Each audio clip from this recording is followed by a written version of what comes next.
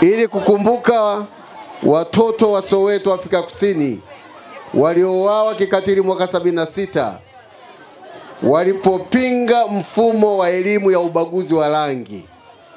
Watoto wale walikuwa na ndoto za elimu bora, usawa na heshima, lakini walinyimwa haki zao na maisha yao yakakatizwa kikatili.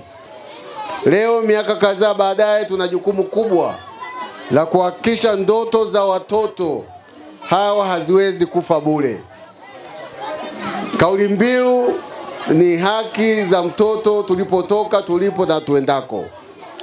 Kauli mbiu hii inatufanya tutafakari juu ya safari yetu kama bara, lakini kama taifa katika kulinda haki za watoto. Tulipotoka tumeanza mbali. Katika enzi za nyuma, watoto wengi wa Afrika walinyimwa haki zao za msingi kama elimu, afya, ulinzi na uhuru wa kujieleza.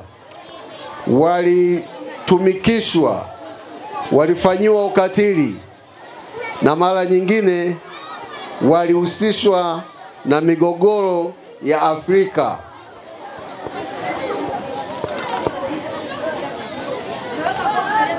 Leo hii tumepiga hatua kubwa. Serikali nyingi zimepitisha sheria za kulinda haki za mtoto. Tumeshuhudia ongezeko la watoto wanaopata elimu ya msingi, na kupitia serikali yetu chini ya Mheshimiwa Rais wa Jamhuri ya Muungano wa Tanzania Dr. Samia Suluhu Hassan, tumepata fursa za kupata elimu bure kuanzia shule ya msingi hadi sekondari kidato cha 6. Upatikanaji wa chanjo na huduma bora za afya, pamoja na juhudi za kutokomeza ndoa za utotoni na ajira za watoto. Lakini bado changamoto zipo. Bado tuna watoto wa mitaani wanaoteseka kwa ukatili wa kijinsia, wanaonyimwa elimu kutokana na umaskini, au walioko katika maeneo yenye migogoro.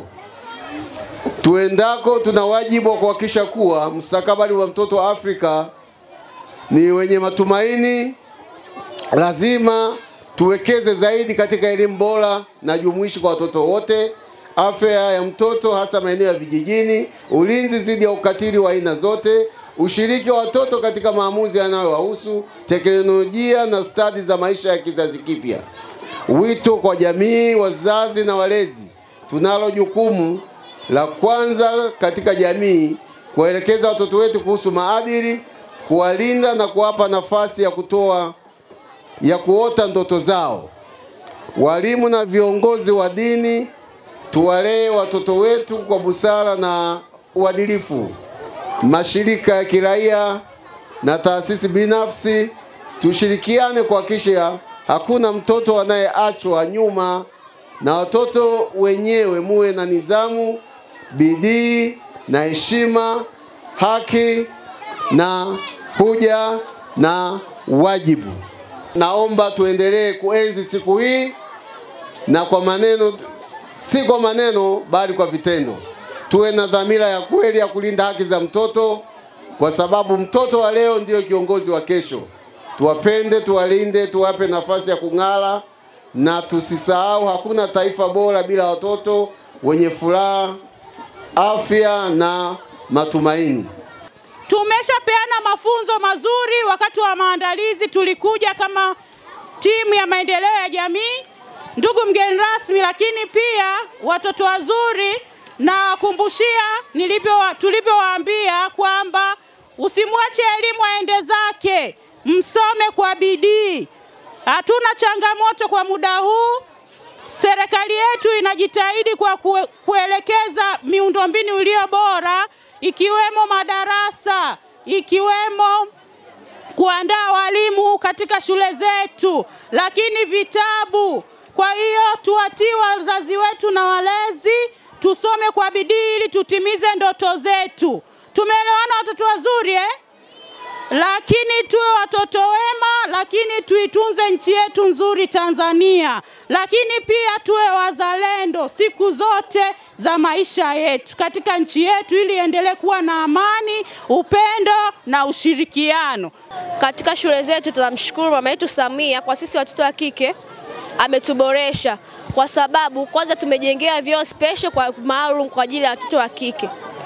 Kwa mfano zile siku ambazo sisi watoto wa kike tunapata shida wakati wa period, ametuletea taulo za kike ambazo zinaweza kutusaidia tukae nyumbani. Maana hapo mwanzo ukiwa na hiyo tatizo unabaki nyumbani.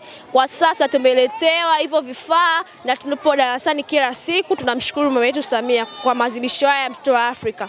Tumeonyeshwa haki nyingi za msingi za mtoto, ikiwa ni elimu. Pia tunapata elimu ambazo ni bora.